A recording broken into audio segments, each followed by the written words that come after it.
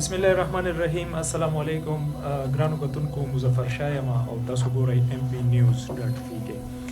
کتونکو څنګه چې همیشه زمونږ سکرین د نیو ټیلنټ لپاره د ینګ ګل لپاره همیشه استعمال شوی دی او موږ دغه ټیلنټ چې کوم دی د خپل تحصیل او د خپل علاقې هغه موږ شاین کړی دی، تاسو ته مو په خپل سکرین باندې ښودلی دی. هم د دغې پروګرامونو یو کړۍ روانه ده. زموږ یو پروګرام به تاسو مخکې هم کتلی وي خوشنودمان سره، چې په هغې کې هغوی د یو نوي ټیلنټ شاعر ملګری چې کوم دی عنایت شاه باغوان، د هغوی سره پروګرام کړی و.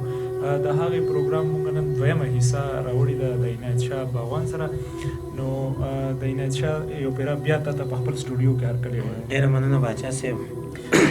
دا راته ووایه عنایت شاه چې کوم پیله پروګرام چلیدلی و زموږ د هغې ښه ریسپانس میلاو شو د خلکو نه، د زموږ د ویورز نه.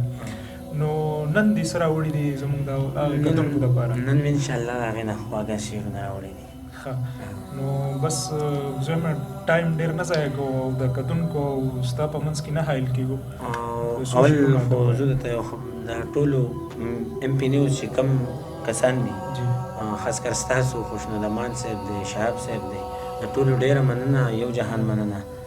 او بیا مسافرو پښتنو ته یو څو شعرونه ډالۍ کوم چې تندر دې ولیدو اسمان دې ولید، تندر دې ولیدو تندر دې ولیدو اسمان دې ولید، زما ریخې ریخې ګریوان دې ولید. تندر دې ولیدو اسمان دې ولید، زما ریخې ریخې ګریوان دې ولید. او مړ مسافر شو په پردي وطن کې مور یادوي. باچا صاحب، مړ مسافر شو په پردي وطن کې مور یادوي، د مسافر دغه خفګان دې ولید. او هغه چې ټولو مرحلاتو په در کړی ګرانه، هغه چې ټولو مرحلاتو په در کړی ګرانه، د ژوند په منډه کې افغان دې ولید. او هغه چې تا به نصیحت راته کوو قلار شي، هغه چې تا به نصیحت راته کوو قلار شه، زما د ګل په شان جانان دې ولید. او زمونږ د ډېرې غریبۍ د لاسه پاتې دی نو باچا صاحب، زمونږ د ډېرې غریبۍ د لاسه پاتې دی نو، زما شلېدلې دوپټه زما بیځوان دې ولید.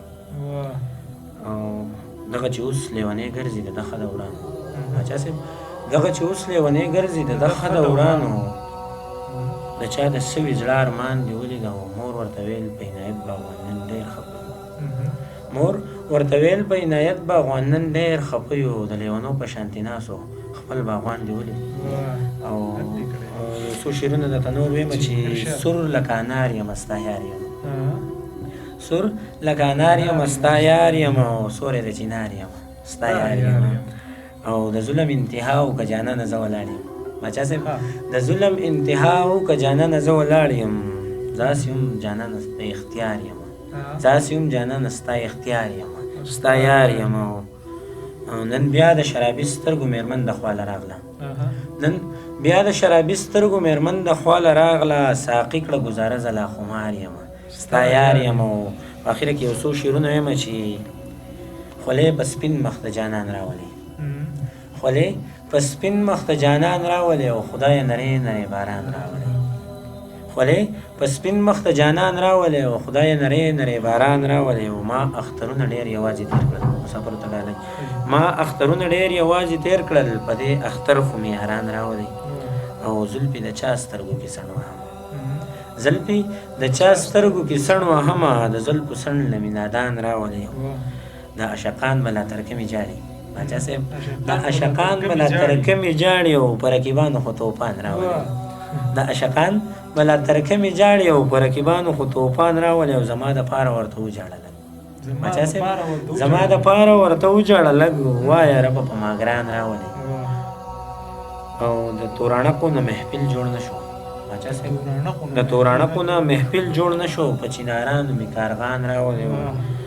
باچا صاحب پښتنو حکمرانانو ته دغه دی چې زمونږ وطن خو چنګڼو خوړو، زمونږ وطن خو چنګڼو خوړو، په دې وطن مې چرته خان راولي، زما وطن خو چنګڼو خوړو، په دې وطن مې چرته خان راولي. او د ځواني مرګې ژوند به څوک تېروي، د ځواني مرګې ژوند به څوک تېروي، نور مې زما ځوانۍ له خپل باغوان راولي. او زه عنایت په خدای ته ډېر وجاړم، زه عنایت په خدای ته ډېر وجاړم، او نور مې په خپل وطن ګزران راولي.